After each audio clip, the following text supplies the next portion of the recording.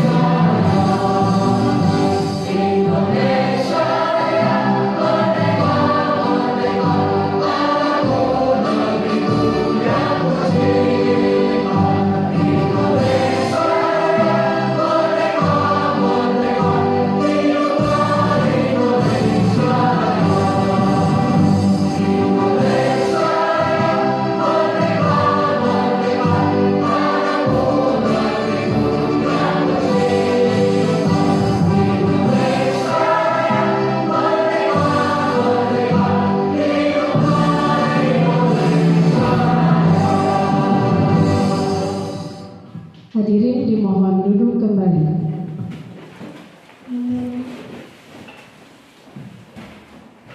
Baik, acara selanjutnya yaitu sebelum nanti saya menyampaikan kompetensi lulusan,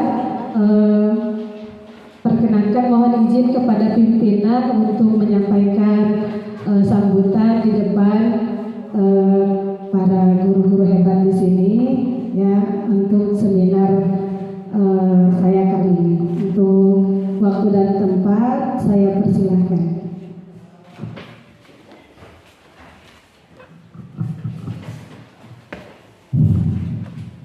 Assalamualaikum warahmatullahi wabarakatuh.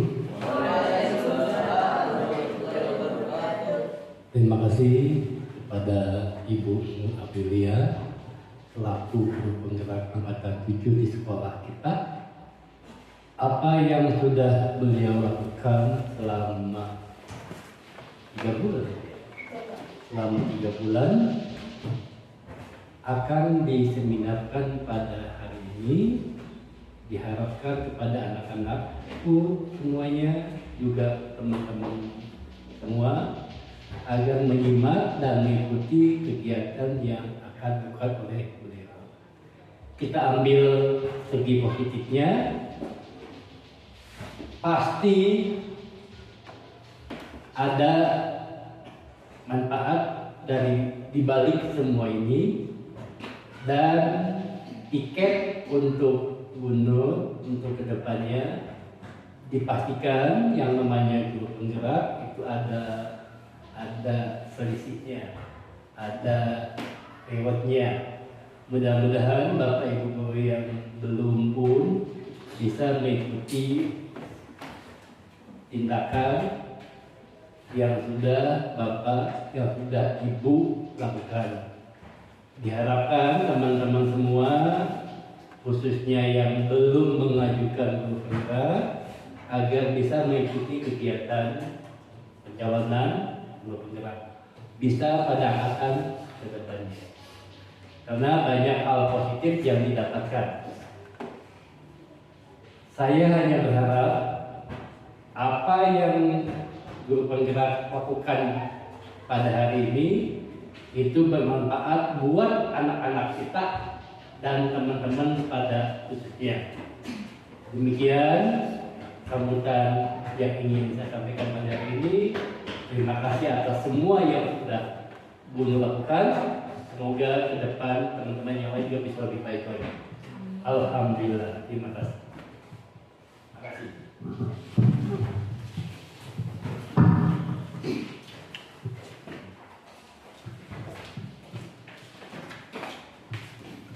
Terima kasih kepada Bapak Pimpinan yang sudah memberikan sambutannya.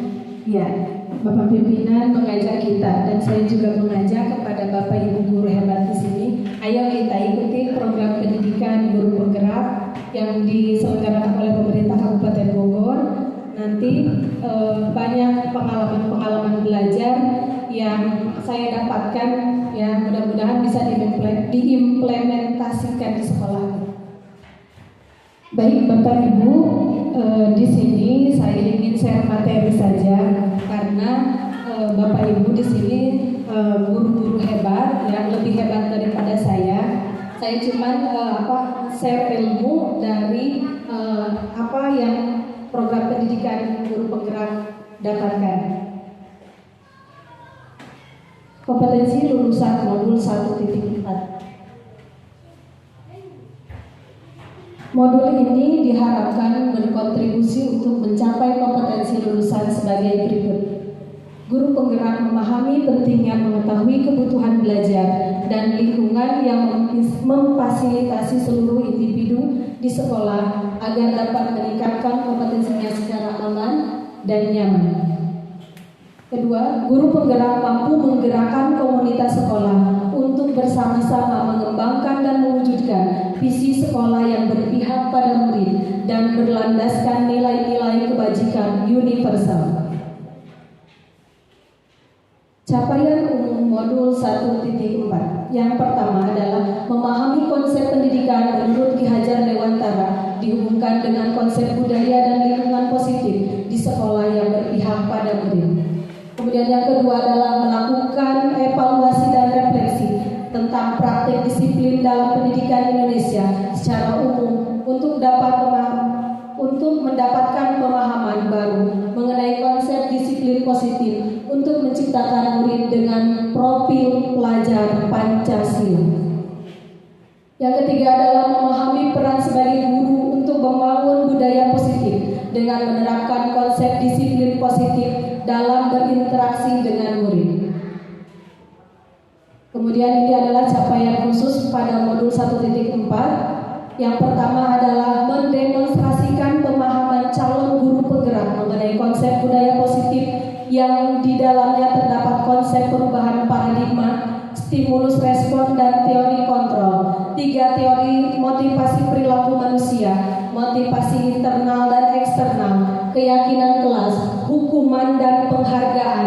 5 kebutuhan dasar manusia, 5 posisi kontrol guru, dan segitiga restitusi.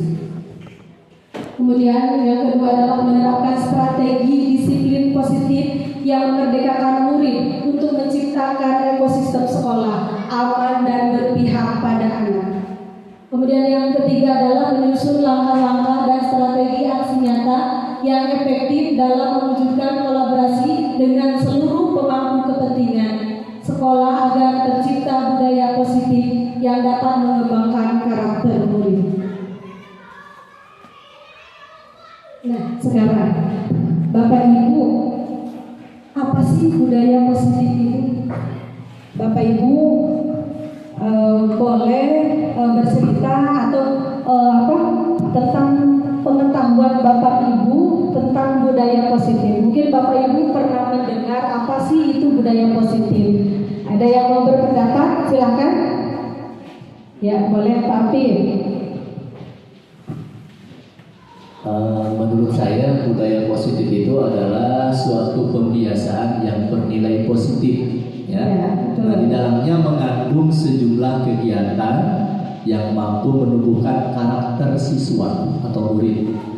Budaya positif perlu dibangun dalam suatu kelas. Jadi dibiasakan menjadi sebuah karakter. Ya, mungkin betul sekali ya. Oke, terima kasih Pak Afif atas pendapatnya. Ada lagi nggak Bapak Ibu tentang budaya positif dari ibu-ibunya? Ya, Mangga, Neng. Silakan. Apa sih yang Ibu ketahui tentang budaya positif? Dengan budaya positif mungkin dapat menumbuh kembangkan sikap bergotong royong, lalu mampu melakukan kegiatan secara bersama-sama, sehingga tercipta kolaborasi yang baik antar warga sekolah. Jadi ada rasa peduli satu sama lain. Oke, itu menurut pendapat beliau ya. Ya, terima kasih. Ada lagi yang mau berpendapat? Apa itu tentang budaya positif? Tadi kalau kata Pak Afif kebiasaan yang menjadi karakter. Kalau kata Bu Neng kolaborasi. Ya, betul Bapak Ibu. Ya, mari kita simak apa pengertian dari budaya positif. Budaya positif adalah nilai-nilai, keyakinan-keyakinan, dan kebiasaan-kebiasaan di sekolah yang berpihak pada murid agar murid dapat berkembang menjadi pribadi yang kritis, penuh hormat dan bertanggung jawab. Nah, di sini ketika kita menumbuhkan kebiasaan-kebiasaan, betul kata Pak Afif tadi, itu akan menjadi suatu karakter, ya, karakter yang positif, ya, yang berpihak pada murid. Contoh yang sudah kita kerjakan di sekolah, budaya positif yang sudah kita lakukan. Ya, betul sekali ya. Kita sering melaksanakan sholat duha berjamaah di hari Jumat. Membersihkan halaman sekolah sebelum masuk sekolah. Iya, betul sekali, membersihkan halaman sekolah ya. Kemudian kita juga sudah melaksanakan kegiatan baris berbaris 15 menit sebelum belajar, kemudian doa sebelum dan sesudah pembelajaran. Itu merupakan kegiatan-kegiatan positif atau kebiasaan-kebiasaan positif yang akan nantinya menumbuhkan karakter pada diri anak.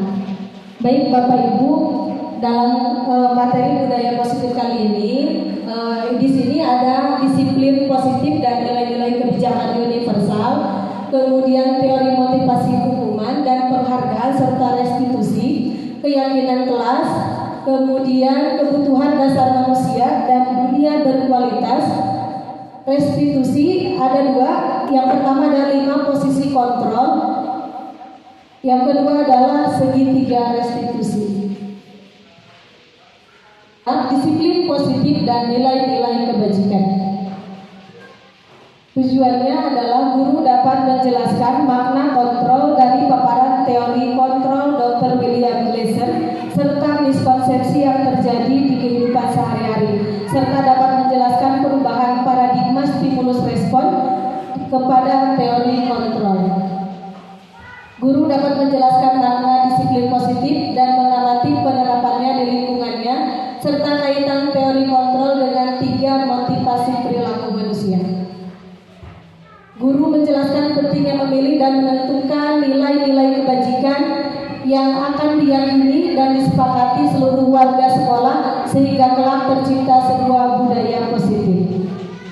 Baik Bapak Ibu, perubahan paradigma. Apa yang dilihat? Tangan. Tangan itu sedang di apa? Di kepala. Baik Bapak Ibu, silahkan Bapak Ibu duduk berpasangan. Kemudian kita akan bermain, ya. Bermainnya adalah, cobalah buka. Bapak Ibu di sini akan memainkan peran, ya. akan memainkan peran sebagai A atau B atau kiri kanan, ya. Ketika saya bilang oke, kiri kanan saja ya Bapak Ibu, kita sepakati. Sekarang yang kanan, bagian yang kanan, silakan Bapak Ibu kepal. Iya, kepal tangannya yang kanan ya. Seorang yang kanan, karena kita berpasangan ya Bapak Ibu, berpasangan, kita kepal. Ya, silakan semuanya dikepal. Ya, yang kanan ya, yang kiri jangan. Nah, yang kanan Bapak bisa dengan Pak Afif, ya boleh. Bapak dengan Pak Adi boleh.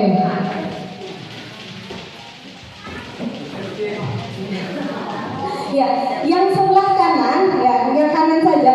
Silakan kepal, bayangkan atau imajinasikan bahwa Anda sedang mengepal suatu benda yang Anda cintai atau Anda sangat berharga nilainya. Ya, genggam tangan itu sekuat tenaga. Nah, yang sebelah kirinya, nah pasangannya, silakan goda teman yang di kanannya. Boleh menghardik, boleh menyakiti, boleh menggelitik, ya, boleh mencaci, boleh. Ya, silakan supaya bisa membuka ini kepala. Saya beri waktu 5 detik ya untuk melakukan. Nah, bagian sebelah kiri silakan digoda buka. Merayu boleh, merajuk boleh ya. Boleh asal kebuka itu ya, silakan. Ya, pokoknya Bapak harus menggoda Pak Agus supaya membuka itu ya. Ya, Bumi goda Bu Ika supaya bisa membuka itu ya, siap?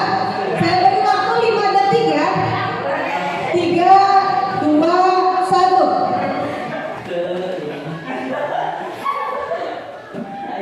Oke, cukup 5 detik. Sekarang gantian. Yang sebelah kiri sekarang kepal sesuatu benda yang menurut Bapak Ibu sangat berharga. Yang sebelah kanan silakan boleh gelitik, boleh rayu, ayo dong gitu ya. Ayo dong buka gitu ya. Oke, siap? Iya, saya beri waktu 5 detik juga. 3, 2, 1.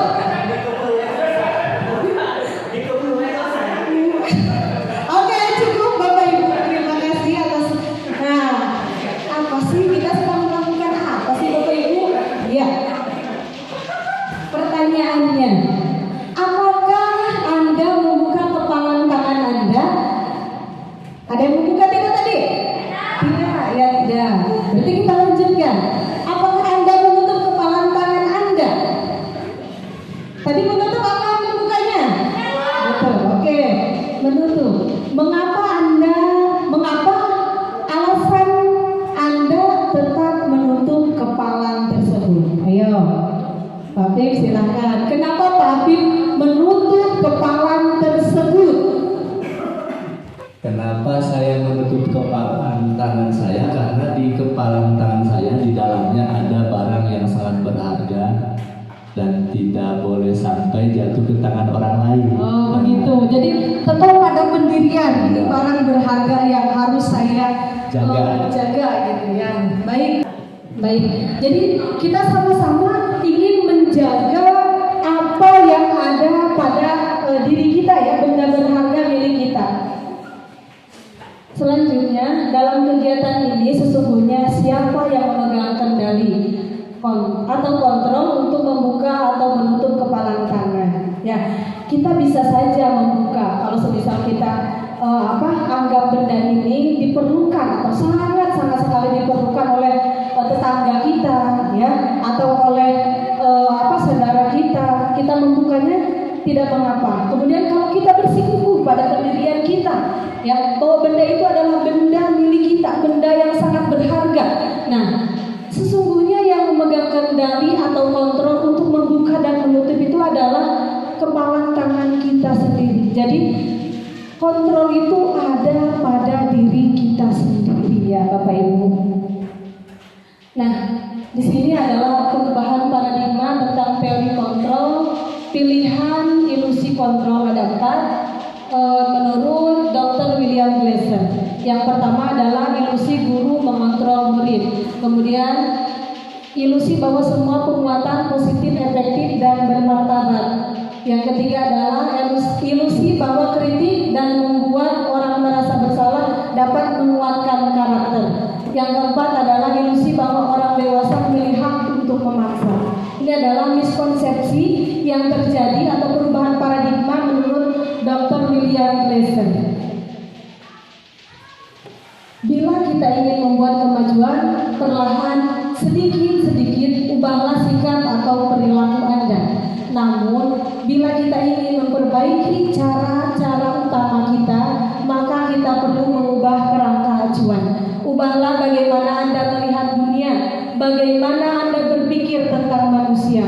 Ubahlah paradigma Anda, skema pemahaman Anda, dan penjelasan aspek-aspek tertentu tentang realitas. Ini menurut Stephen R. Covey berdasarkan prinsip Center Leadership tahun 1991. Tujuan dari disiplin positif yaitu menanamkan motivasi untuk menjadi orang yang mereka inginkan dan menghargai diri sendiri dengan nilai-nilai yang mereka percaya. Akan tetap berperilaku baik dan berlandaskan nilai-nilai kebajikan karena mereka ingin menjadi orang yang menjunjung tinggi nilai yang mereka hargai untuk mencapai tujuan mereka. Nah, Bapak pendidikan kita, Bapak Ki Hajar Dewantara menyatakan bahwa di mana ada kemerdekaan, disitulah harus ada disiplin yang kuat. Sungguh pun disiplin itu bersifat self-disiplin, yaitu kita sendiri yang mewajibkan kita dengan sekeras-kerasnya, tetapi itu sama saja. Sebab jikalau kita tidak cakap melakukan self-disiplin, wajiblah penguasa lain mendisiplinkan diri kita. Dan peraturan demikian itulah harus ada di dalam suasana yang merdeka. Ini dikutip di Ki Hajar Dewantara, Pemikiran, Konsepsi, Keteladanan, Sikap Merdeka, cetakan kelima pada tahun 2013, halaman 470. Nah, di situ Ki Hajar Dewantara menyatakan bahwa untuk mencapai kemerdekaan atau dalam konteks pendidikan kita saat ini, untuk menciptakan murid yang merdeka, syarat utamanya adalah harus ada disiplin yang kuat, ya Bapak Ibu. Itu. Jadi kita harus menciptakan murid yang merdeka, ya, dan harus ada disiplin yang kuat. Disiplin yang dimaksud adalah disiplin diri yang memiliki motivasi internal. Motivasi internal itu adalah motivasi yang timbul dari dalam diri, ya, bukan eksternal, bukan dari luar. Nah, jika kita tidak memiliki motivasi internal, maka kita memerlukan pihak lain. Nah, itu ya, untuk mendisiplinkan kita atau motivasi eksternal, karena berasal dari luar, bukan dari dalam diri kita sendiri. Kita harus mampu mendisiplinkan motivasi dari dalam diri. Namun bila kita tidak mampu, maka kita memerlukan pihak lain atau pihak liar untuk mendisiplinkan kita. Nah, definisi merdeka menurut Ki Hajar Dewantara. Mardika itu jarwannya. Kayaknya Bapak ada yang cocok baca. Pak Adi, boleh dibacakan Mardika itu? Bismillahirrahmanirrahim. Mardika itu jarwannya noramu lepasi pamreh ni uga kuat kuasa aman diri priyangga. Merdeka itu artinya tidak hanya terlepas dari perintah, akan tetapi juga cakap buat memerintah diri sendiri. Itu ya, definisi merdeka menurut Ki Hajar Dewantara. Terima kasih Bapak sudah membacakan definisi merdeka menurut Ki Hajar Dewantara. Nah, ini disiplin menurut Dian Gosser. Ya, yang pertama adalah Dian Gosser menyatakan bahwa arti kata disiplin berasal dari bahasa Latin atau disiplina. Kata disiplin juga berasal dari akar kata yang sama dengan disiplin atau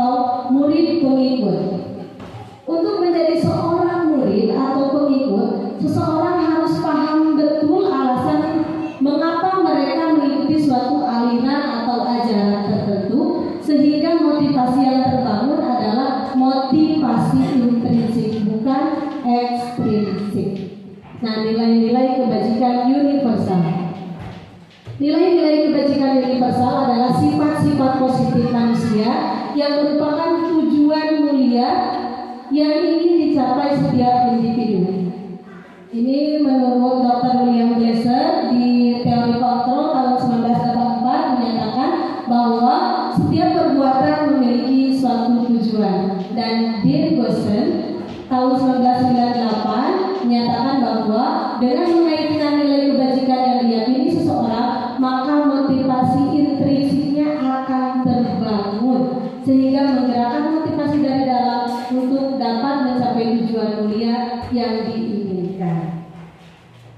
Nah, ini adalah nilai-nilai kebajikan dari 6 institusi atau organisasi. Yang pertama kita kenal yaitu profil pelajar Pancasila, yang mana ada kata beriman dan bertakwa kepada Tuhan Yang Maha Esa dan berakhlak mulia, mandiri, bernalar kritis, berkebinekaan global, gotong royong, kreatif.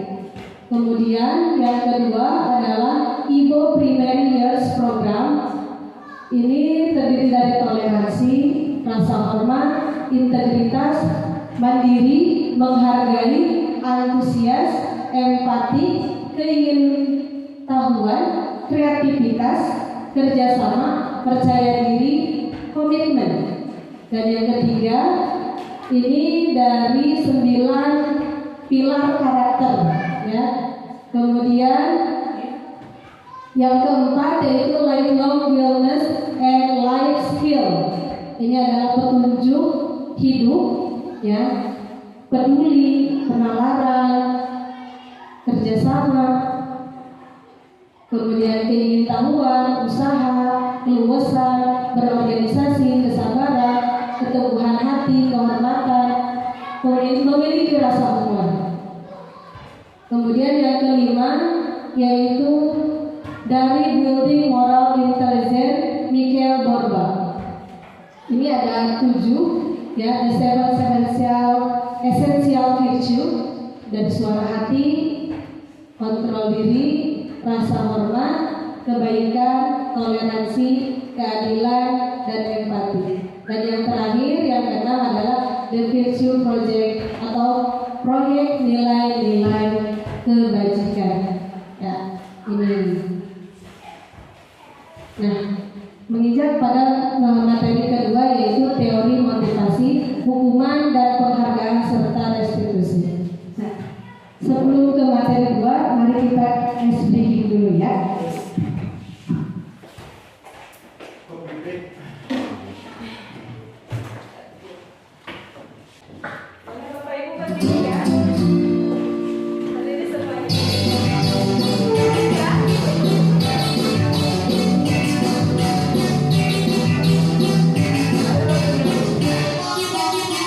Tangan diputar-putar,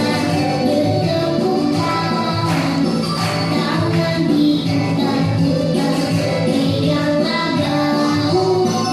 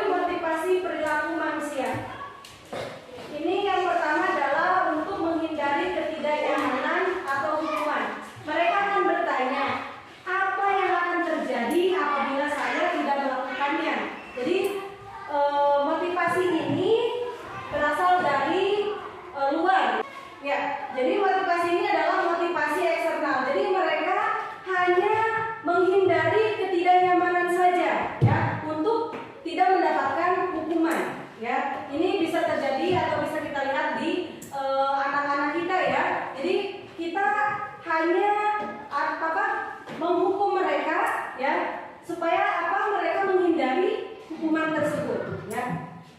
Nah, kemudian yang kedua adalah untuk mendapatkan imbalan atau penghargaan dari orang lain.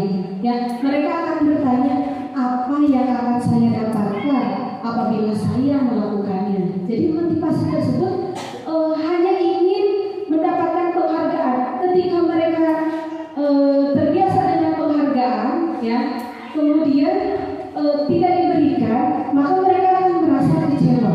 Ya, motivasi tersebut itu juga motivasi eksternal, ya. Nah, yang ketiga adalah untuk menjadi orang yang mereka inginkan dan menghargai diri sendiri dengan nilai-nilai yang mereka percaya. Nah, mereka akan bertanya, saya akan menjadi orang yang seperti apa apabila saya melakukannya, itu ya. Jadi 3 teori motivasi perilaku manusia. Jadi ada 3. Yang pertama adalah motivasinya untuk menghindari ketidaknyamanan atau hukuman.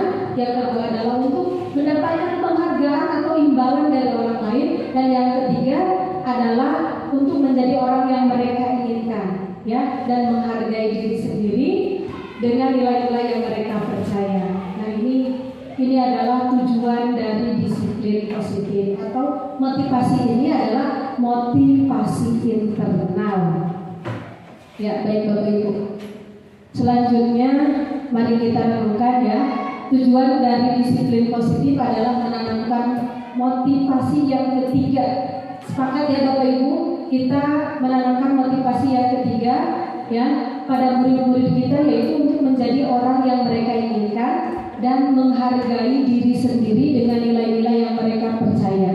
Ketika murid-murid kita memiliki motivasi tersebut, mereka telah memiliki motivasi intrinsik yang berdampak jangka panjang. Motivasi yang tidak akan terpengaruh pada adanya hukuman atau hadiah. Mereka akan tetap berperilaku baik dan berlandaskan nilai-nilai kebajikan karena mereka ingin menjadi orang yang menjunjung tinggi nilai-nilai yang mereka hargai. Pertanyaannya sekarang adalah bagaimana cara kita sebagai guru untuk menanamkan disiplin positif ini kepada murid-murid kita. Nah, kita sudah menanamkan disiplin ya Bapak Ibu, bisa kita rasakan ketika kita, betul kata tadi Pak Pip, sholat duha berjamaah ya, kita laksanakan setiap hari Jumat.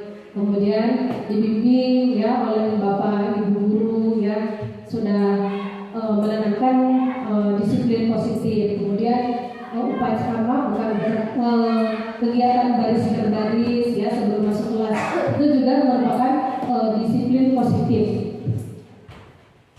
Kemudian hukuman dan penghargaan. Bapak Ibu tahu ya hukuman, penghargaan.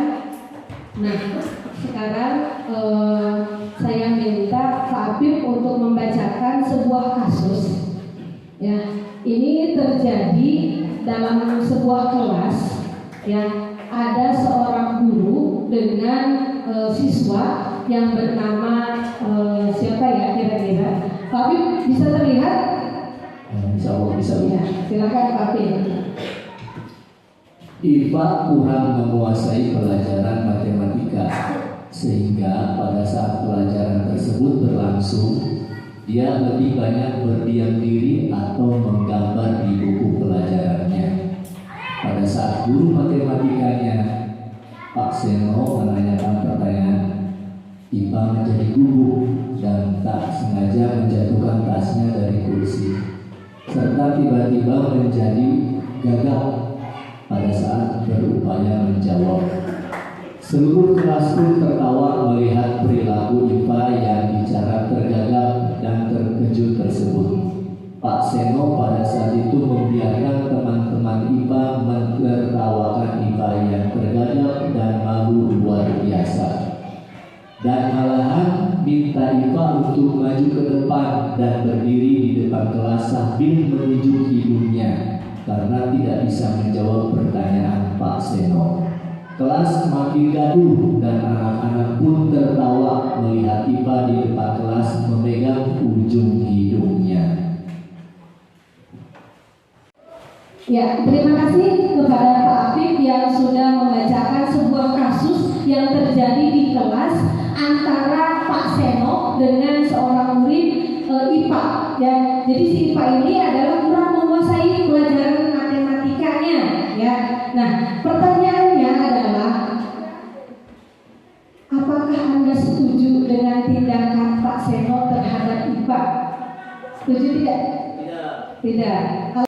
Kenapa tidak setuju? Karena tadi Pak Seno langsung meminta atau menunjuk hidungnya, ya, menunjuk hidung IPA tersebut. Sedangkan IPA terkejut ya ketika disuruh IPA maju ke depan kelas sambil menunjuk hidungnya karena tidak bisa menjawab. Ya, coba ada yang mau berpendapat tidak?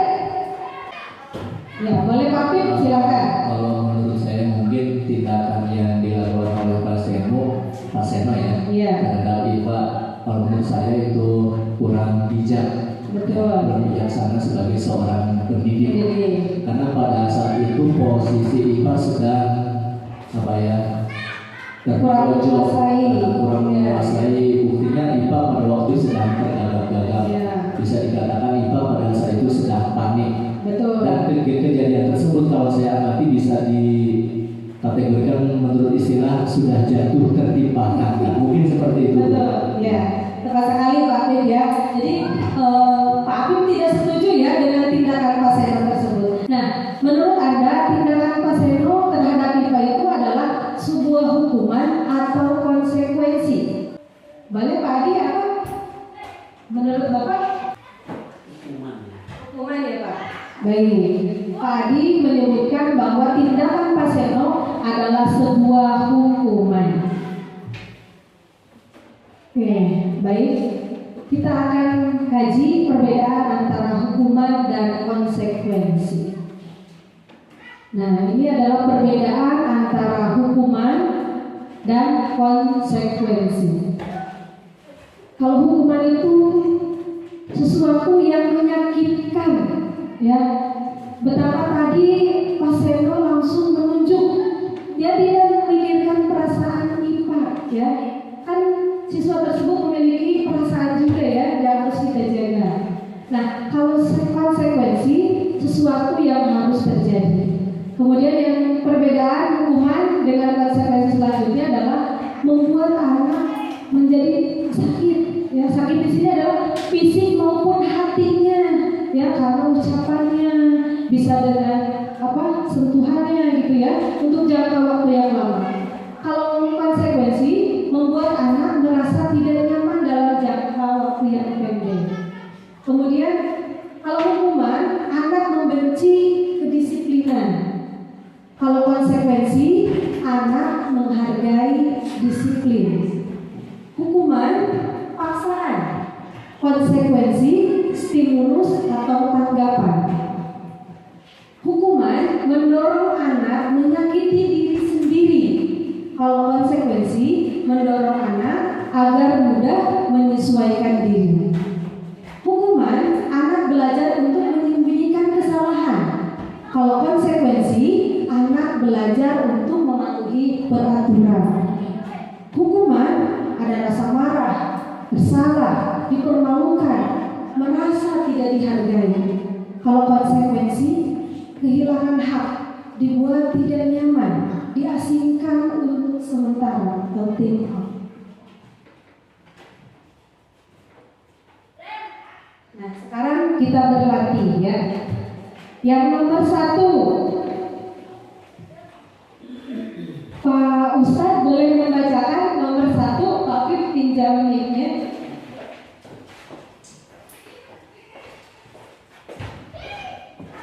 Dibacakan Pak Ustadz. Yang nomor ini ya Pak Ustadz.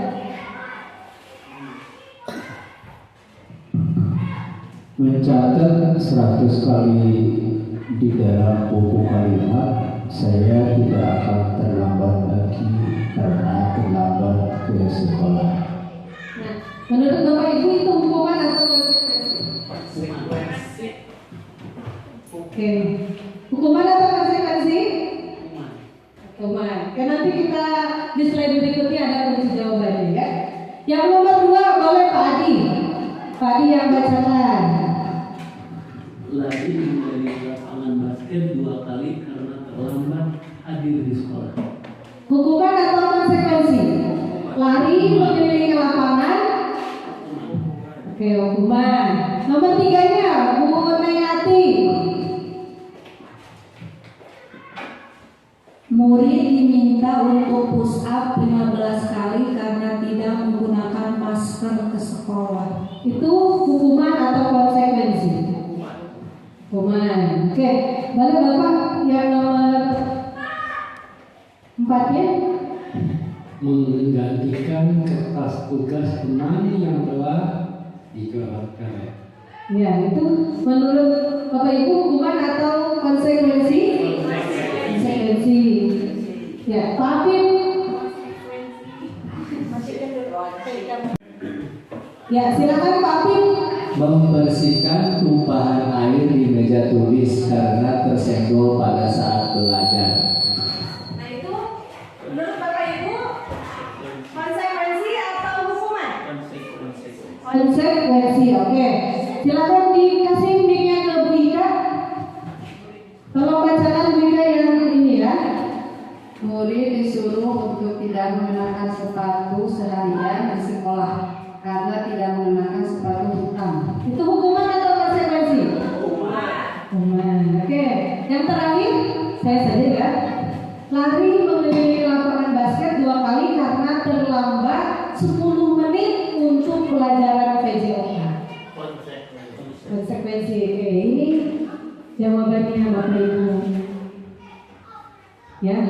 Jadi mencatat 100 kali di dalam buku kalimat saya tidak akan terlambat lagi itu adalah merupakan hukuman karena satu arah diperintah langsung oleh gurunya. Kemudian lari mengelilingi lapangan basket, ya ini juga hukuman.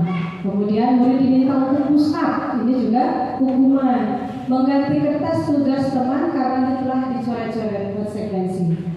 Membersihkan tumpahan air di meja tulis karena tersenggol pada saat belajar adalah konsekuensi. Murid disuruh untuk tidak mengenakan sepatu seharian di sekolah karena tidak mengenakan sepatu hitam. Ini merupakan hukuman. Dan yang terakhir adalah orang yang mengelilingi lapangan basket karena terlambat untuk pelajaran PJOK, ini merupakan konsekuensi. Ya, Bapak Ibu. Masih latihan. Akan benar. Eno datang terlambat ke sekolah sekitar 20 menit. Pak Hasan marah sekali karena Eno sudah sering kali terlambat. Tanpa berpikir panjang, Pak Hasan langsung memarahi Eno dan menyuruh berlari keliling lapangan basket sebanyak 10 kali. Tindakan Pak Hasan di sini adalah sebuah penerapan. Apa kira-kira menurut Bapak Ibu? Hukuman atau konsekuensi? Hukuman. Iya, betul sekali. Tepuk tangan dong. Dan bisa membedakan antara hukuman dengan konsekuensi ya Bapak Ibu. Yang kedua, masih berlatih. Yuk, silakan Rika. Siti mencoret-coret di buku Tini. Ibu guru meminta Siti segera membersihkan coretan di buku Tini. Tindakan ibu guru tersebut adalah penerapan Apa? Iya, tepat sekali. Konsekuensi. Tepuk tangan dong buat Bapak Ibu guru Bapak. Yang selanjutnya restitusi. Ya, apa sih itu restitusi? Adalah proses menciptakan kondisi bagi murid untuk memperbaiki kesehatan mereka sehingga mereka bisa kembali pada kelompok mereka dengan karakter yang lebih kuat. Ya, kegiatan restitusi ini adalah untuk memperbaiki ya. Jadi restitusi ini yang sudah saya pelajari atau yang sudah saya praktekkan dengan kelas 6 waktu itu adalah tentang kita untuk mencari mencari solusi ya, mencari solusi dari tindakan kesalahan mereka. Nah, kemudian restitusi juga merupakan proses kolaboratif yang mengajarkan murid untuk mencari solusi untuk masalah mereka dan membantu murid berpikir tentang orang seperti apa yang mereka inginkan dan bagaimana mereka harus memperlakukan orang lain. Selanjutnya 9 ciri-ciri restitusi.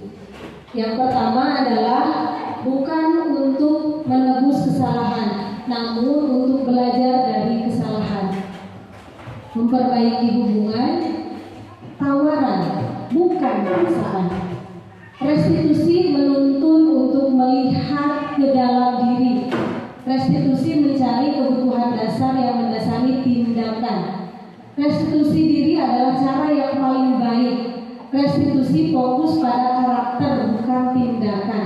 Restitusi fokus pada solusi. Restitusi membalikan murid yang berbuat salah pada kelompoknya. Bacalah kasus Bu Anas di bawah ini dan jawablah pertanyaan yang diberikan. Nah, Bapak Ibu, di sini ada sebuah kasus. Kasusnya tentang Ibu Anas. Boleh Bapak Ibu baca, ya. Kasus Bu Anas, guru kelas 2 yang mendapatkan masalah. Murid-muridnya tidak bisa tertib berdiri antri di depan pintu kelas dan selalu berebutan masuk ke dalam kelas setelah jam istirahat usai. Ini tentunya sangat mengganggu proses pembelajaran di mana kelas tidak dapat mulai tepat waktu karena Bu Anas sibuk menenangkan murid-muridnya untuk waktu yang cukup lama. Akhirnya Bu Anas berpikir cepat. Dia mengandalkan stiker bintang. Setiap murid-muridnya akan masuk kelas usai jam istirahat. Bu Anas akan mengiming-imingi murid-muridnya dengan stiker bintang.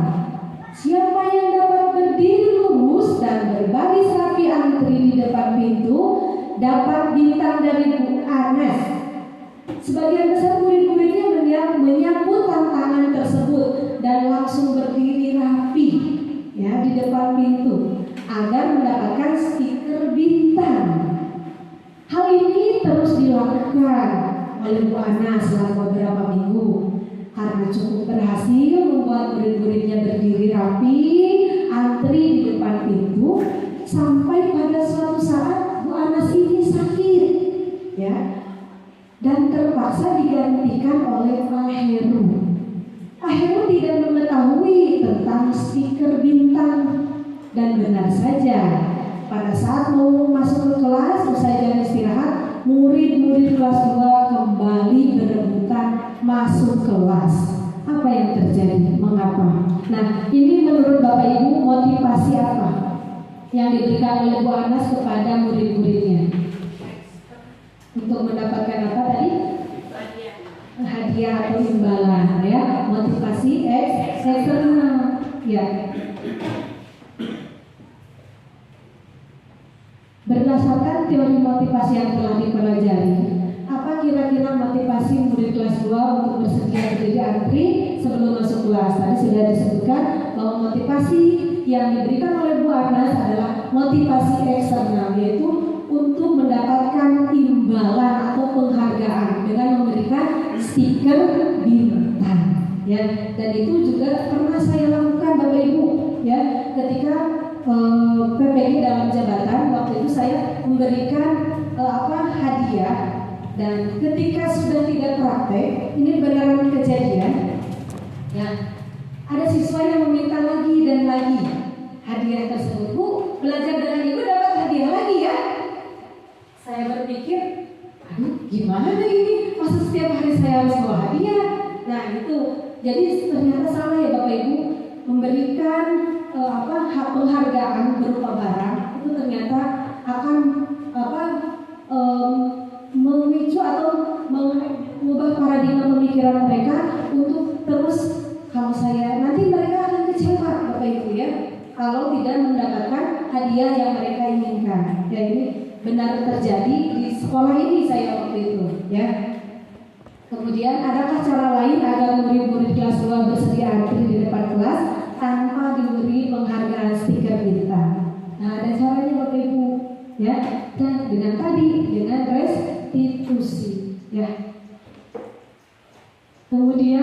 Nah, ternyata Bapak Ibu dihukum oleh penghargaan itu, penghargaan ataupun hukuman adalah cara mengontrol perilaku seseorang yang menghancurkan potensi untuk pembelajaran yang sesungguhnya. Ya, jadi Bapak Ibu, ketika kita memberikan penghargaan, ternyata itu adalah menghancurkan potensi untuk pembelajaran yang sesungguhnya. Tindakan belajar itu sendiri adalah penghargaan yang sesungguhnya. Kemudian tindakan memberi penghargaan atau nilainya sama dengan menghukum seseorang. Jadi ketika kita memberikan penghargaan, ternyata kita sedang menghukum seseorang. Nah, penghargaan pengaruh jangka pendek dan jangka panjang. Tadi sudah sempat saya sampaikan bahwa pengaruh jangka pendek mereka akan meminta lagi dan lagi. Ketika tidak diberi, mereka akan merasa kecewa. Penghargaan tidak efektif, penghargaan merusak hubungan, penghargaan mengurangi ketepatan, penghargaan menurunkan kualitas, penghargaan mematikan kreativitas, penghargaan menghukum motivasi dari dalam diri. Kemudian tujuan dari segitiga restitusi. Guru mengetahui restitusi sebagai salah satu cara menanamkan disiplin positif pada murid sebagai bagian dari budaya positif di sekolah. Guru dapat menerapkan restitusi dalam membimbing murid berdisiplin positif agar menjadi murid merdeka. Kemudian guru dapat menganalisis dengan sikap reflektif dan kritis penerapan disiplin positif di lingkungannya. Nah, ini adalah restitusi, sebuah pendekatan untuk menciptakan disiplin positif. Restitusi bukan untuk menebus kesalahan. Restitusi adalah untuk memperbaiki hubungan. Restitusi tawaran, bukan paksaan. Restitusi menuntut untuk melihat ke dalam diri. Restitusi fokus pada solusi. Restitusi mencari kebutuhan dasar yang mendasari tindakan. Restitusi adalah cara yang paling baik, fokus pada karakter bukan tindakan. Restitusi adalah menguatkan, mengembalikan murid yang berbuat salah pada kelompoknya. Nah, ini adalah segitiga restitusi. Yang pertama adalah menstabilkan identitas. Yang kedua adalah validasi tindakan yang salah. Dan yang ketiga adalah menayangkan keyakinan. Ini adalah segitiga restitusi. Yang pertama adalah menstabilkan identitas, validasi tindakan yang salah, dan menanyakan keyakinan. Nanti akan ada dalam video. Ini adalah video yang saya lakukan di 3 restitusi dengan kelas 6.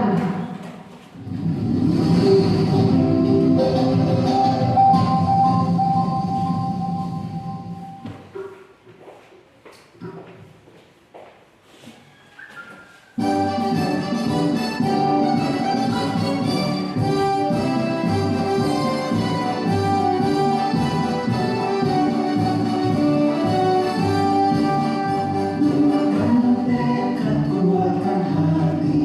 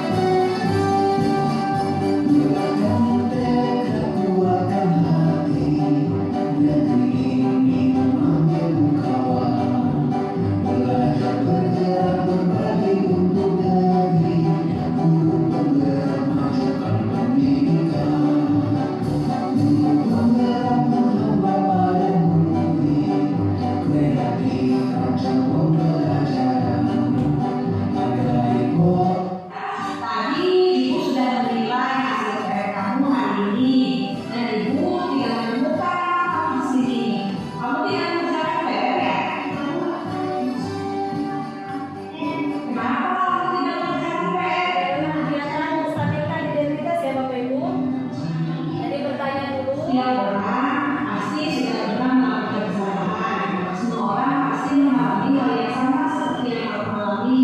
Tidak hanya kamu saja, teman-teman yang lain juga pernah melakukan hal tersebut. Ya, tidak apa-apa. Mari kita cari solusi bersama untuk membantu kamu menyelesaikan masalah kamu ini ya. Pasti kamu memiliki alasan mengapa kamu tidak mengerjakan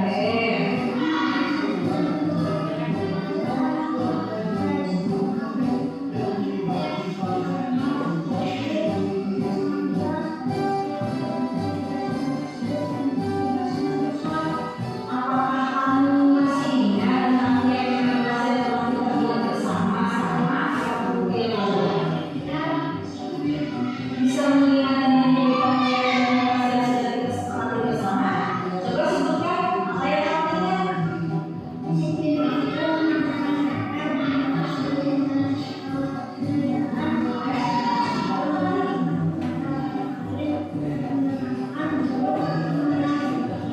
Apakah tidak mengerjakan dari hal yang baik?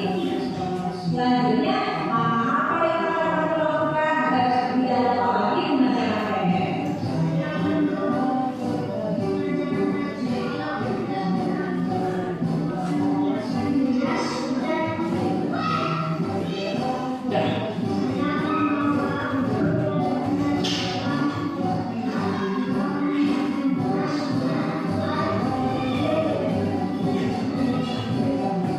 Kamu pastinya ingin menjadi orang yang sukses kan? Oleh karena itu, mari kita bersama-sama untuk selalu melaksanakan kegiatan kelas yang sudah kita sepakati bersama untuk mencapai sebuah kesuksesan. Dan jangan mengulangi lagi perbuatan tadi ya. Ya, sama-sama. Silakan kembali ke kelas dan belajar bersama teman-teman yang lainnya. Nama saya Faisal Fadli, siswa kelas 6 SDN Jasmine Suka. Perasaan saya ketika memulai praktek segitiga restitusi, saya merasakan bahwa benar dan menghukum saya akan tetapi bersama-sama mencari solusi. Terima kasih Guru. Wassalamualaikum warahmatullahi wabarakatuh.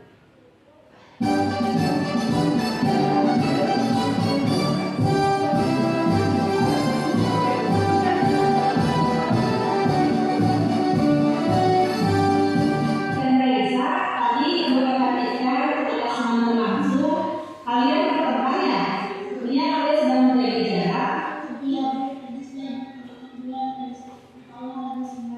Mengapa kamu melakukan hal tersebut, Mel? Kamu pasti memiliki alasan melakukan hal tersebut.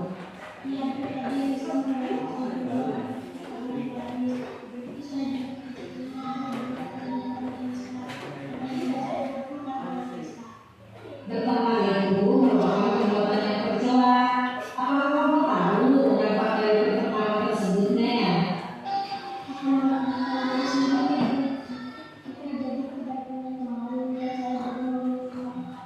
Apakah kalian tahu nilai apa yang tidak sesuai jika dibakar dengan Tuhan?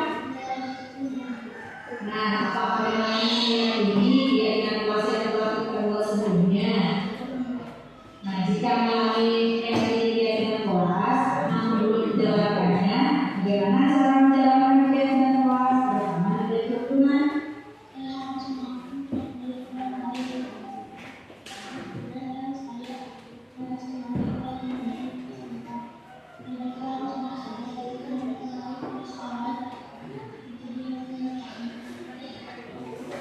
Oke, berani. Menurut Ibu, hargai orang lain jika ingin dihargai. Jangan merendahkan orang lain jika tidak ingin direndahkan, dan jangan menghina orang lain jika tidak ingin dihina. Bagaimana kamu mengenai setuju tidak? Baiklah, Melani. Mari kita selalu memperhatikan dan melaksanakan keyakinan kelas tersebut. Meskipun Melani melakukan sesuatu hal yang tidak disukai, Ibu harap Melani dapat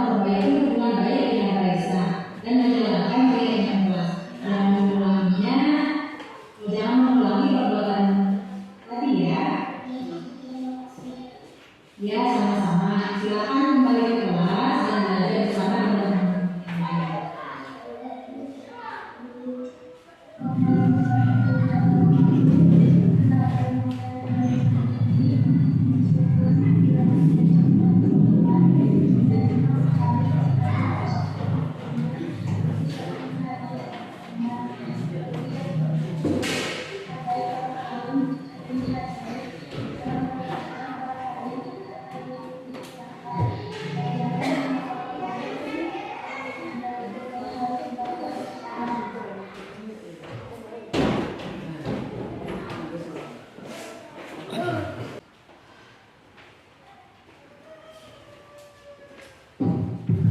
Baik Bapak Ibu, tadi sudah menyaksikan video yang saya buat dengan siswa kelas 6 ya, tentang segitiga restitusi. Jadi segitiga restitusi itu, nah ini alhamdulillah, dan bahkan ketika di kelas 6 saya sudah praktek dengan Asep ya, Asep Saputra. Rapinya itu panjang ya Pak ya. Nah ketika saya bertanya kenapa gitu ya, kemudian menanyakan keyakinan, dan alhamdulillah setelah melakukan segitiga restitusi bisa Bapak Ibu lihat Asep alhamdulillah sekarang rambutnya sudah dicukur rapi. Mudah-mudahan nanti ini juga bisa dipraktekkan oleh Bapak Ibu secara langsung di sekolah kita, karena dengan segitiga restitusi ini akan mengembalikan mereka pada kelompoknya. Dan kemudian yaitu kebutuhan dasar manusia dan dunia berkualitas.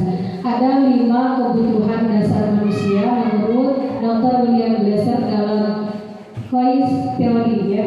Yang pertama adalah penguasaan, kemudian rasa kasih sayang dan diterima, bertahan hidup, kesenangan dan kebebasan. Kemudian dunia berkualitas. Dunia berkualitas Anda adalah tempat khusus dalam pikiran Anda, tempat Anda menyimpan gambaran representasi dari semua yang Anda inginkan. Bisa berisi orang-orang, hal-hal yang apa saja yang baik dalam hidup Anda, dan membuat Anda merasa bahagia dan terpenuhi kebutuhan dasar Anda. Ini adalah dunia berkualitas.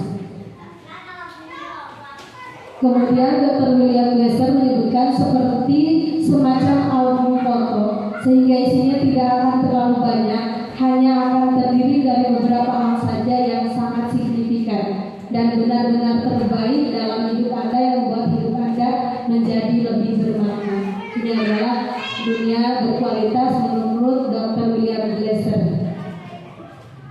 Nah, untuk masuk ke dunia berkualitas, syaratnya adalah bahwa sesuatu itu harus terasa sangat baik bagi Anda dan memiliki setidaknya 1 atau lebih kebutuhan dasar Anda. Dalam menentukan segala sesuatu yang masuk dalam dunia berkualitas, tidak perlu kita mempertimbangkan standar masyarakat tentang apa saja yang penting dan tidak.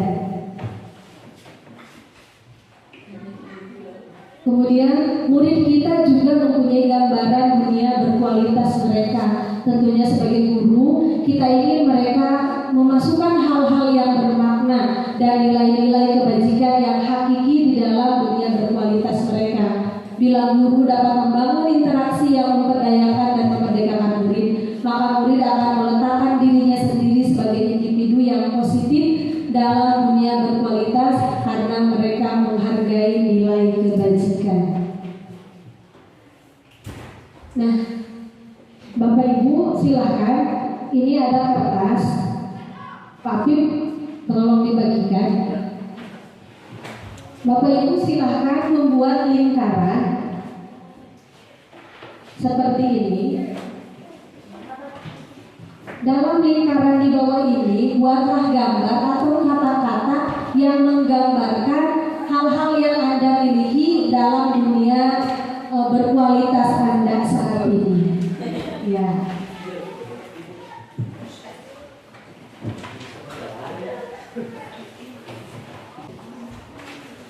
Yang Anda tulis dalam lingkaran tersebut, pertanyaannya ini: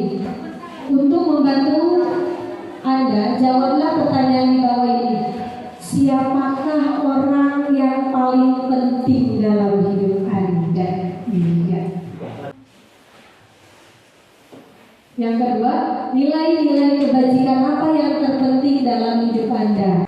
Kemudian yang kelima, apa pencapaian Anda yang Anda sangat banggakan? Apa yang Anda banggakan pada diri Anda sendiri?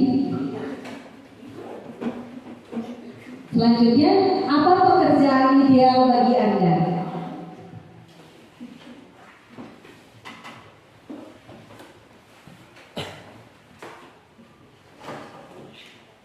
Kemudian, ceritakan bagian perjalanan hidup Anda di mana Anda merasa itulah titik puncak hidup Anda. Dan yang terakhir adalah apa yang paling bermakna dalam hidup Anda. Nanti seorang-seorang ke depan ya untuk membacakan hasil dalam lingkaran tersebut. Iya. Boleh Pak Ustaz, silakan. Di depan ya Pak Ustaz.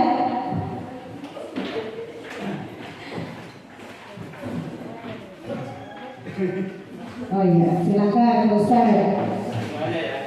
Ya, boleh dilihat gambarnya Pak Ustaz di ke bapak-bapak ibu yang lain. Silakan Pak Ustaz. Pertanyaan yang pertama, siapakah orang yang paling penting dalam hidup Anda ini? Mungkin berbeda ya dengan yang lainnya. Untuk pertanyaan saya ini, orang yang paling penting dalam kehidupan saya adalah keluarga saya sendiri. Kemudian yang kedua, nilai-nilai kebajikan apa yang terpenting dalam hidup Anda, yaitu bisa bermanfaat untuk orang lain. Kemudian yang pertanyaan yang ketiga, kalau Anda menjadi orang yang ideal, karakter atau sifat apa yang Anda paling inginkan ada pada diri Anda? Itu rendah hati. Kemudian yang keempat, apa pencapaian Anda yang Anda sangat banggakan, itu bisa membantu orang lain. Ya, beri tepuk tangan buat Pak Ustaz. Terima kasih Pak Ustaz sudah memaparkan apa yang menjadi dunia berkualitas Pak Ustaz ya. Silakan selanjutnya Bapak pimpinan, silakan.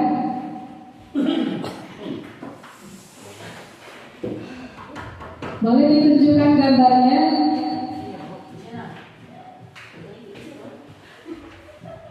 Baik, bapak-bapak dan anak-anak semuanya, kalian, kalau menurut pendapat pribadi ya, nomor satu, siapakah orang yang paling penting dalam hidup Anda? Hidup saya adalah orang tua saya, ibu saya. Dan pernyataan yang kedua, nilai-nilai kebajikan apa yang penting dalam hidup Anda? Toleransi. Yang ketiga, kalau Anda menjadi orang yang ideal, karakter apa atau sifat apa yang Anda paling inginkan ada pada diri sendiri, itu bijaksana, yang bijaksana. Yang selanjutnya, apa pencapaian Anda yang sangat banggakan? Itu belum Pak, Bu, anak-anak semua belum saya isi itu. Selanjutnya, apa pekerjaan ideal bagi Anda? Itu juga sama, masih bekerja, belum ideal. Selanjutnya, ceritakan bagian dalam hidup Anda di mana Anda merasa itulah titik puncak Anda. Itu juga sama, belum saya isi. Kecuali yang terakhir, apa yang paling bermakna dalam hidup Anda bisa membuat teman-teman dan anak semua bahagia. Terima kasih. Tepuk tangan buat Bapak pimpinan kita. Terima kasih Bapak.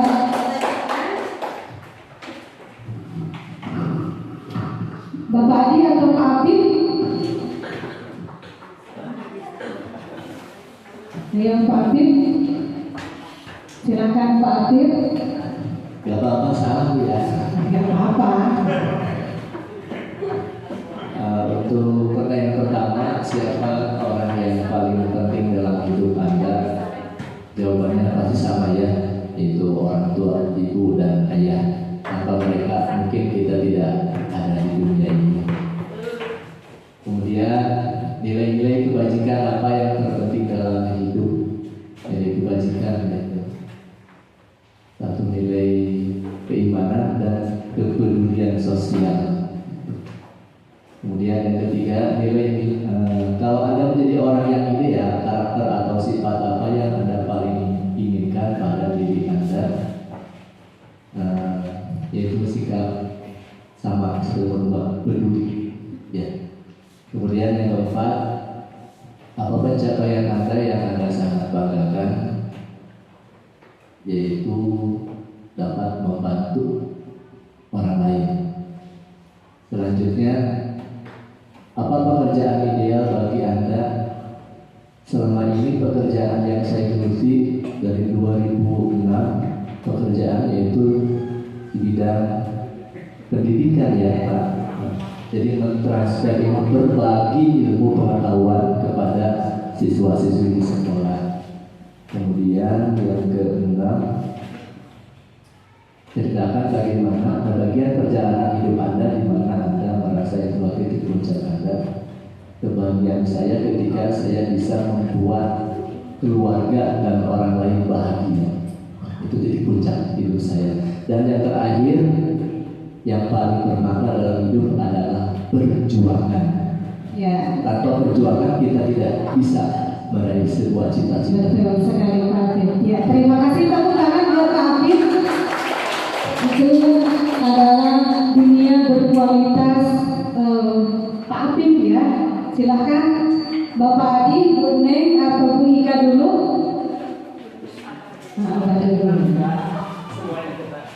Iya.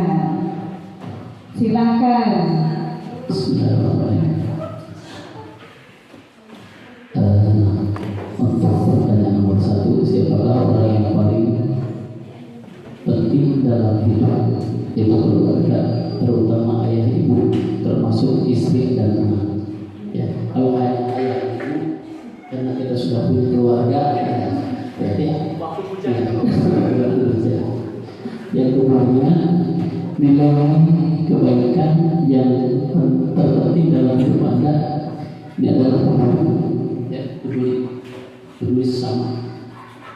Yang keempatnya, yang ketiga, kalau Anda menjadi orang yang ideal, karakter atau sifat yang Anda paling inginkan pada diri Anda adalah adanya kesinergian atau kerjasama. Sinergi atau kerjasama. Apa pencapaian Anda yang Anda sangat banggakan? Ya, mudah-mudahan kita selaku pendidik ya, niat yang baik, lebih-lebih kita yang mempunyai domisili rumah jauh dari tempat kerja itu yang dibanggakan sehingga dapat dirasakan oleh masyarakat. Ya, betul Pak. Ceritakan apa pekerjaan ya, ceritakan bagian perjalanan hidup Anda di mana Anda merasa itulah titik puncak. Ya, ini intinya kita mencari ridho Allah ya, mencari ridho Allah. Dan yang terakhirnya adalah apa yang paling bermakna dalam hidup kita adalah bertakwa. Ya. Barangkali dengan takwa itu artinya luas. Ya. Kita menjauhkan segala yang dilarang oleh Allah dan melaksanakan segala apa yang diperintahkan oleh Allah. Barangkali itu. Terima kasih. Iya, tepuk tangan buat Bapak kita ya Pak Adi. Selanjutnya Bu Dayati atau Bu Ika. Mau di situ, di depan.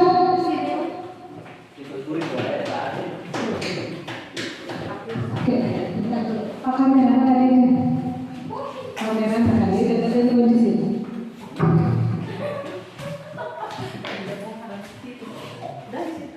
Di depan. Ya, silakan. Oke, sama ya dengan bapak-bapak yang lain.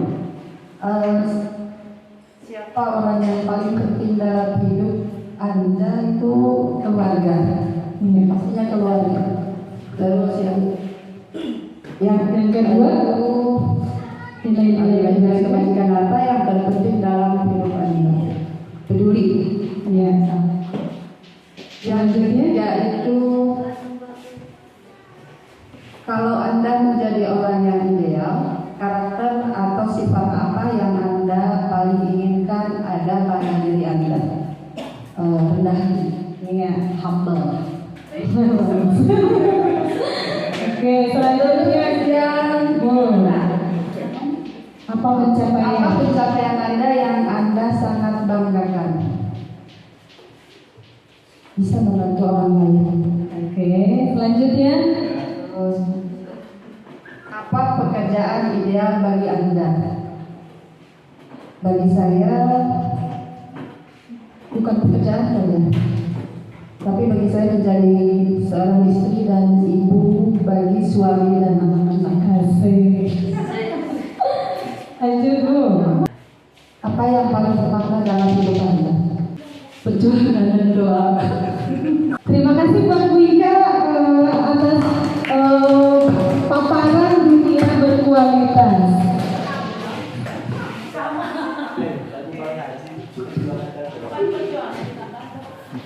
Ya, tepuk tangan dong buat Bapak Ibu guru hebat semua di sini.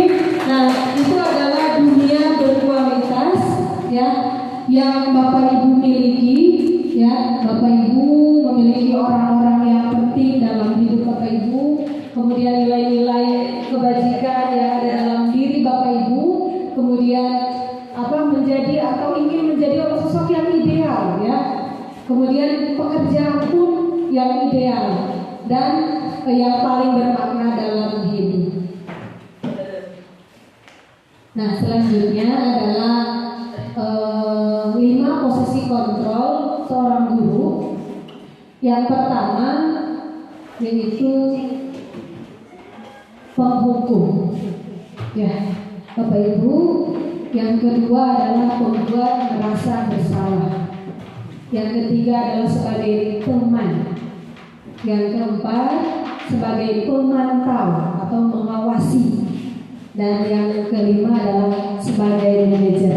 Menurut Bapak Ibu, mana yang paling baik di antara kelima posisi kontrol tersebut?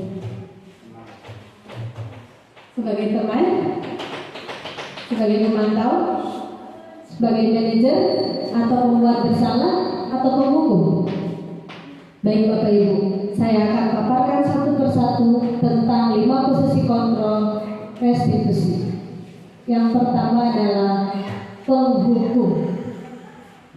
Seorang penghukum bisa menggunakan hukuman fisik maupun verbal.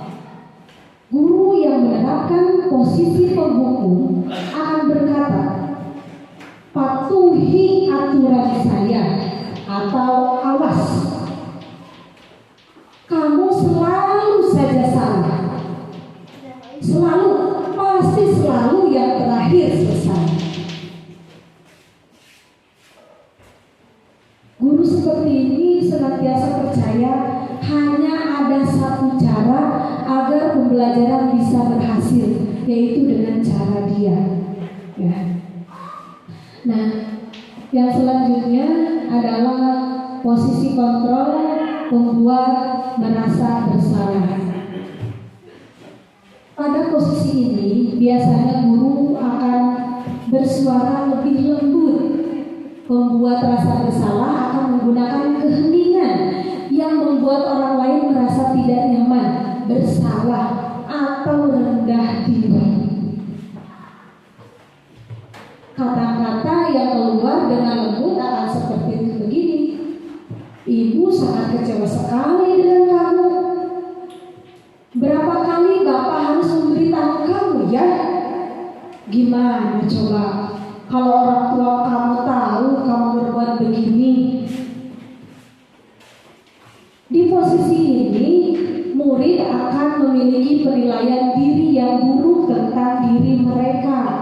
Murid merasa tidak berharga dan telah mengecewakan orang-orang disayanginya. Nah, ini adalah pembuat merasa bersalah. Ya, ketika guru ini bisa merendahkan diri seorang anak. Dan yang ketiga yaitu sebagai teman. Guru pada posisi ini tidak akan menyakiti murid, namun tetap berupaya mengontrol murid melalui persuasi atau ajakan. Posisi teman pada guru bisa negatif atau positif.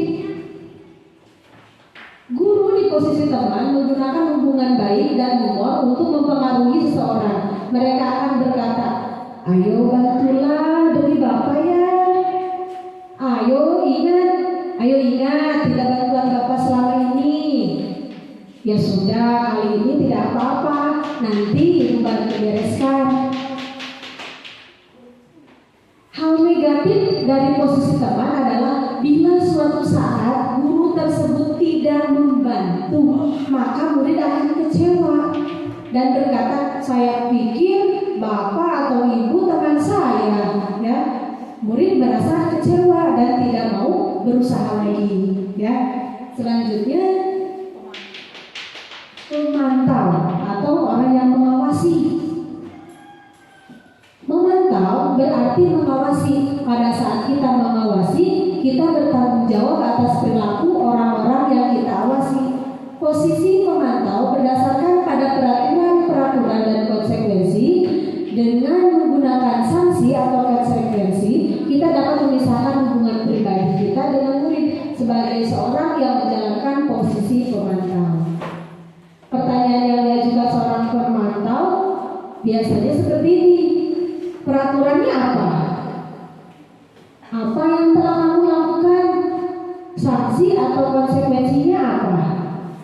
Selanjutnya, seorang pemantau sangat mengandalkan perhitungan, catatan, data yang dapat digunakan sebagai bukti atas perilaku seseorang.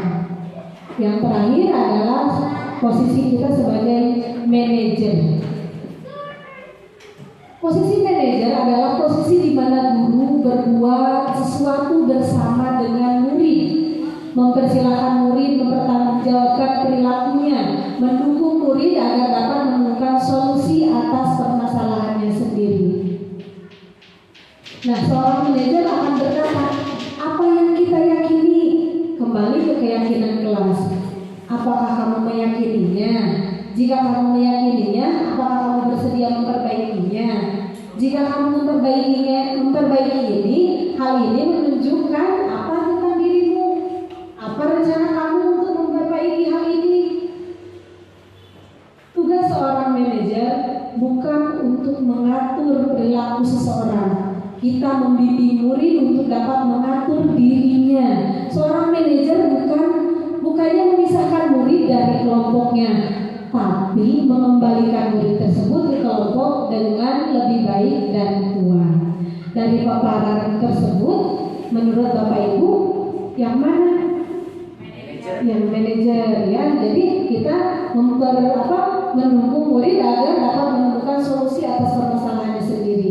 Nah, yang selama ini kita praktekkan kepada anak, biasanya kondisi mana?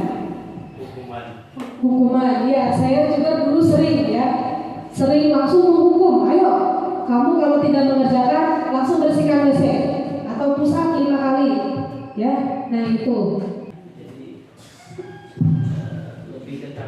lebih dekat dengan anak. Jadi Bapak memposisikan diri kepada anak sendiri itu sebagai posisi teman, ya. Namun sekarang setelah melihat atau mendengarkan paparan dari 5 posisi kontrol tersebut, menurut Bapak yang mana yang baik? Ke manajer, ya Pak. Sepakat ya Bapak Ibu. Jadi manajer akan perbaiki atau menemukan solusi atas permasalahan mereka sendiri. Kemudian di sini ada sebuah tugas. Nah, saya kecewa sekali dengan kamu. Menurut Bapak Ibu, Ini dalam posisi kontrol tersebut, teman, pembuat rasa bersalah, atau manajer, atau penghukum? Membuat rasa bersalah, Pak. Iya, pembuat rasa bersalah karena direndahkan ya. Kemudian kamu tidak pernah benar melakukannya. Membuat rasa bersalah. Ya, ayolah lakukan demi bapak atau ibu.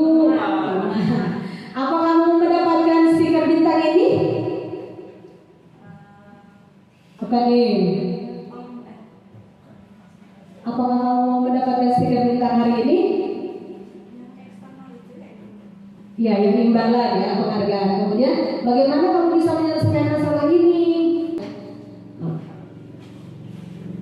Karena ini adalah menyakiti ya, karena menghukum itu menyakiti ya, menyakiti perasaan anak tersebut.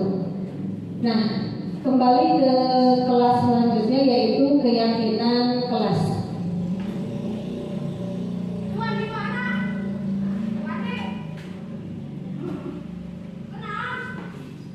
Mengapa keyakinan kelas?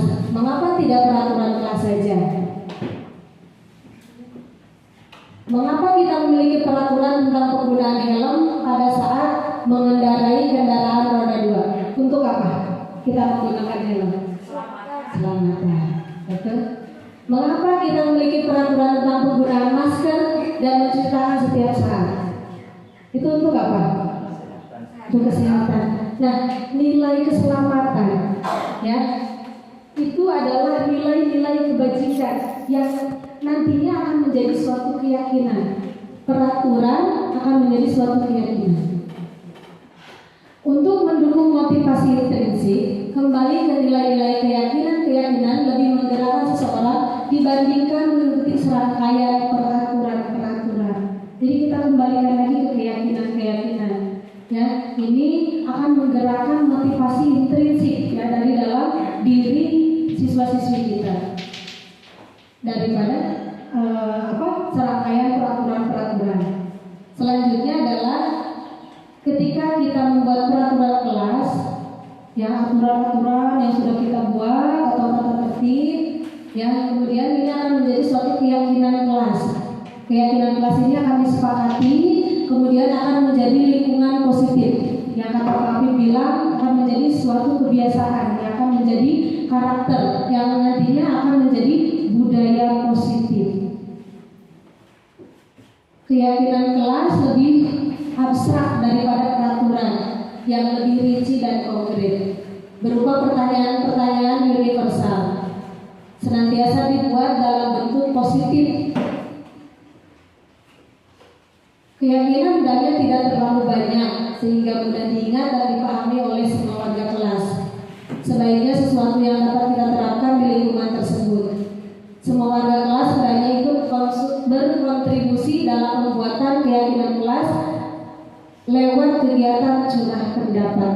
Nah, Bapak Ibu bisa membuat keyakinan kelas bersama anak didik kita. Yang kita tanyakan apa yang menjadi keyakinan di kelas kita, ya. Jadi mereka yang membuat, tapi mereka juga yang mengingatkan gitu. Ketika ada yang tidak mengikuti atau ada saja kan siswa 1-2 orang yang istilahnya melanggar gitu ya. Tapi dengan adanya keyakinan kelas, mereka akan saling mengingatkan atau saling menguatkan, gitu ya Bapak Ibu. Selanjutnya prosedur pembentukan keyakinan kelas yaitu pertama mempersilakan warga sekolah atau murid untuk bercurah pendapat tentang peraturan yang perlu disepakati di sekolah atau di kelas. Nah, ini bisa ditanyakan kepada anak didik kita, boleh mencatatnya ya di kertas atau dengan ngobrol langsung gitu ya Bapak Ibu. Kemudian yang kedua adalah mencatat semua masukan-masukan dari para murid atau warga sekolah di papan tulis atau di kertas, di mana semua anggota warga kelas bisa melihat hasil curah pendapat tersebut. Jadi kita tanyakan, kemudian mencatat masukan-masukannya. Kemudian yang ketiga adalah susun keyakinan kelas sesuai prosedur pembentukan keyakinan sekolah atau kelas. Gantilah kalimat dalam bentuk negatif menjadi positif Contohnya kalau kalimat negatif, jangan berlari di kelas atau koridor, tapi kita dapat menggantinya dengan berjalanlah di kelas atau koridor. Gitu ya. Jadi jangan itu negatif ya. Jadi diganti dengan kalimat positif. Ya, kita langsung ke refleksi saja, Pak. Hal-hal baru yang mengubah paradigma saya yang saya dapatkan. Ini sebuah refleksi. Jadi Bapak Ibu curah pendapat saja apa yang materi yang sudah saya sampaikan kepada Bapak Ibu yang Bapak Ibu sekarang dapatkan. Boleh berkomentar 1-2 patah kata. Silakan Pak Fir. Pertanyaan dijawab bukan? Ya boleh. Jadi setelah saya mengikuti kegiatan ini, pertama hal baru apa yang mengubah paradigma saya yang saya dapatkan. Jadi ada beberapa pengetahuan baru yang saya dapatkan. Ya, selama ini saya hanya tahunya hukuman, ya, hukuman dan konsekuensi saja. Nah, yang saya dapatkan hari ini yaitu ada kata baru restitusi. Kemudian perasaan yang muncul selama mengikuti diskusi ini mengenai makna disiplin dan motivasi intrinsik. Nah, jadi kedepannya setelah saya mengikuti kegiatan ini, motivasi bagi diri saya khususnya, saya akan menerapkan apa yang sudah disampaikan oleh Bu Nur selaku guru penggerak mengenai materi ini yang saya kira sangat bagus ya kita terapkan kepada siswa kita. Kemudian peran Among seperti apa yang saya telah lakukan selama mengikuti modul ini. Jadi sesuai dengan apa yang disampaikan oleh pemateri tadi, harapannya saya bisa mengikuti dan melaksanakan sesuai dengan yang diharapkan oleh pemateri. Kemudian terakhir, saya akan menjadi Among yang seperti apakah setelah mengikuti modul ini. Ya, intinya saya akan melakukan perbaikan-perbaikan terutama dalam hal menangani siswa yang bermasalah, terutama dari segi hukuman, kemudian konsekuensi dan restitusi, sehingga siswa dalam hal ini tidak merasa dirugikan, bahkan tidak merasa tersakiti oleh kita sebagai mungkin itu saja. Ya, terima kasih untuk refleksi hal tentang pembahasan modul 1.4. Baik Bapak Ibu, terima kasih atas waktunya dan saya memohon maaf apabila ada kekurangan. Wassalamualaikum warahmatullahi wabarakatuh.